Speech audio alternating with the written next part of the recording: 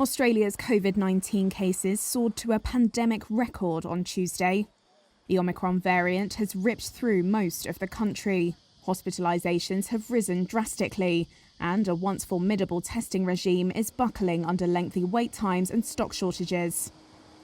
Australia used a constant testing system for a year and a half, along with contact tracing and lockdowns to squash most outbreaks.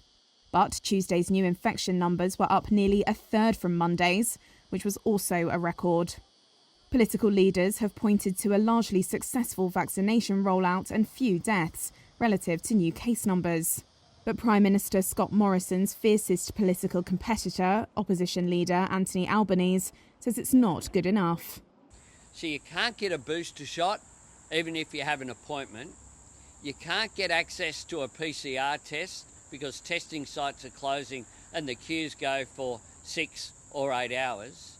You get told to get a rapid antigen test, but you can't find one. If you do find one, it's not affordable, and they won't do anything about price gouging. That's the record of this government. Political leaders countrywide have been reshaping their messaging on COVID. After nearly 2 years of campaigning for widespread testing, authorities now ask asymptomatic people to bypass overburdened government-funded clinics and take their own rapid antigen tests. But that has brought a new pressure point, an explosion in sales of home testing kits.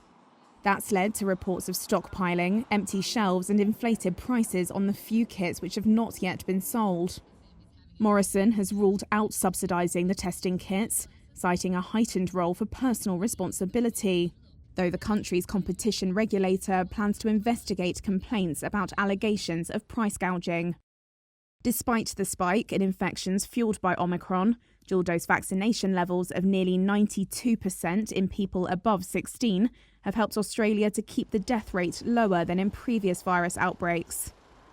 Around 2.5 million Australians have also received booster shots so far. Regardless of the soaring numbers, the number of deaths in Australia are still lower than those seen in many developed countries.